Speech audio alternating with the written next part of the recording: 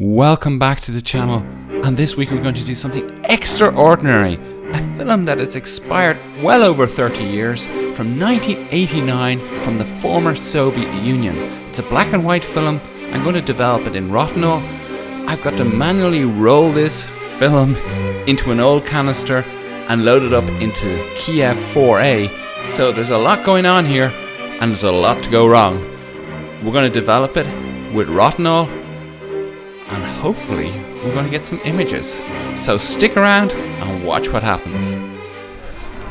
Previously on the channel, Georg gave me some film. This little fella. I had no idea at the time what it was. So how old is this? I don't know. 20, 30 years old? Oh my goodness. And that's what we're going to It's shoot like- in this episode. It's like past the parcel, this. If you like to learn and be inspired, join me on a quest of creativity. Explore film, alternative processes and digital. Please subscribe and hit that notification button to get the latest videos every week. And if I've got my exposure right, because I don't really want to waste this really old film from 1989. I want to get kind of interesting results from it. I have no idea what kind of results I'm going to get because it's like, 30 years old. It should work.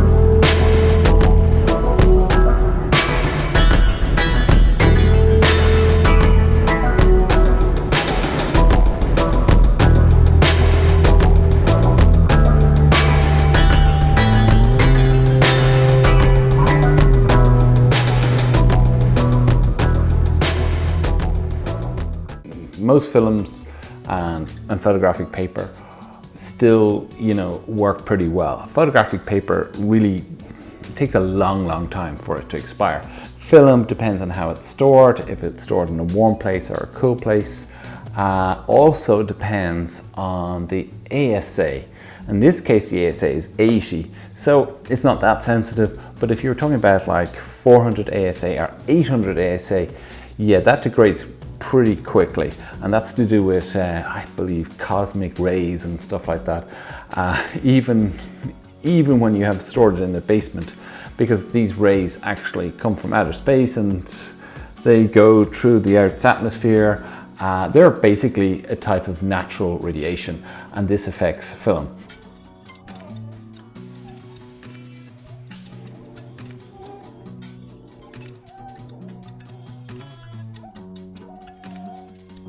So I'm going to talk about 10 things the Svema film, which was made in Shoska in Ukraine. The factory opened in October 1st, 1930. Svema actually means light-sensitive material. Svema was one of the main suppliers for cinematic and photo film within the former Soviet Union. In its heyday, of the 80,000 inhabitants of the town, 15,000 of them worked in this plant, producing black and white, photographic film, photographic paper, colour and black and white cinefilm, and also magnetic tape. Despite the collapse of the Soviet Union, Svema continued to work quite steadily for some time into the mid-90s.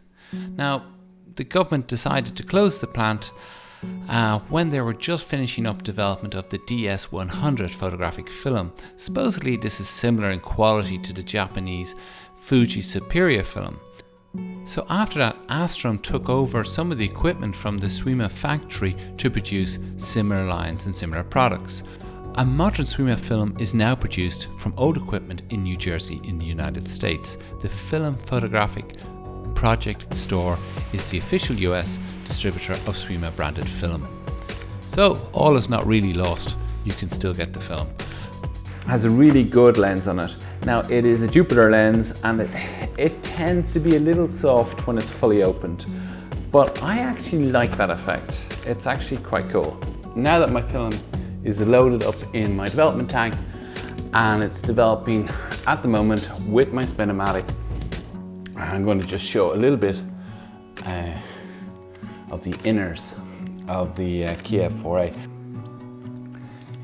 To advance the film, you have to turn this guy here, but it's kind of, you turn it this way, like that. Watch the shutter. The shutter is a kind of unusual shutter, but that's why it's so quiet. See the way it went down? Do that again. Yeah. Very reliable, very quiet shutter on the rangefinder. That's what makes this camera so great, that shutter. And you've also got the little patch that you turn here, and once that patch is in focused, you see a little orange patch in the middle. Now you got to be careful not to put your finger where I am here. So you got to kind of have this kind of grip when you're using this camera. And then there's a little wheel here that actually just turns the lens around. You can see the lens actually moves when I turn that. I don't know if you can see that, but it turns. And that's your focusing. Standard aperture ring, and to get see if I can get the actual lens out of the camera. This is a little tricky. I think it's, yeah, I don't take the lens out very much. So you push down this little tab here, front, and then it should just turn out. And it's a bayonet fitting. I think it's M39. Yeah, that's it there. And it's a nice little piece of glass. This is I think this is 50, yeah, it's 53 f2. So let's have a look at that there. Now, oop, that's pretty cool. There is the marking where the film is on the camera here, but you know what, to be honest, I never use it. And then there's another little thing in here which I also don't use, which is the marking. There is a timer on the front of the camera. Yeah, there's not much more to it. Just the shutter is really the special part of the rangefinder and the compact size of it. And I really do like the design of it. It's really cool. It's a lovely little camera, and they're really inexpensive.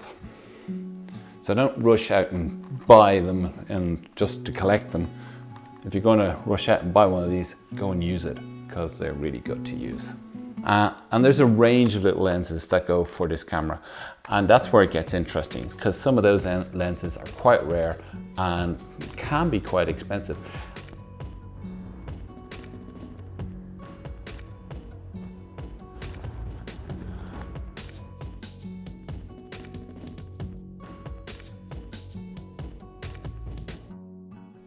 So usually it's one stop per decade. In my case, my film was dated 1989, so that's approximately 30 years. I would also give it a little bit more exposure, so 80, half of 80 is 50, half of 50 is 25, so I went with 12. And my results speak for themselves. I'm really happy with them. It came out well. It's better to overexpose than underexpose, and maybe also when you're doing your development, push it just a little bit longer than normally. And hopefully I've got my exposure right. What I used, hold on, let me get my meter here. I used my trusty old meter here, which I've had for forever. And basically, if you look at that meter in here, let me just push the ISA. I think to catch the light there. You see, I've got my ISA set in here, and it's set to 12. So set to 12, and then I just take a reading, and then I move my aperture up and down. So definitely recommend a very basic meter. You don't have to go and spend like, you know, a couple of €100 on a meter if you're doing analog photography, but some kind of meter that's anywhere from, you know, 50 to €200 is more than enough and more than adequate. One thing you got to expect in this type of photography is happy little accidents, and here I have the frames overlapping each other, and I'm very happy with that because they kind of complement each other and it gives a feeling of this expired film. So that's why I've shown the two images side by side here, and I probably would print it that way as well. So in the end, everything turned out well, and if it didn't, don't be too hard on yourself. If you're doing expired film, enjoy it. It's an experiment. Let me know down in the comments what you think about the 4A, about the expired film. If any questions, do let me know, and hope to see you on the next one. Thank you for watching. Goodbye. If you haven't already subscribed, please hit that subscribe button. Don't forget to hit the little notification bell, and hope to see you on the next video.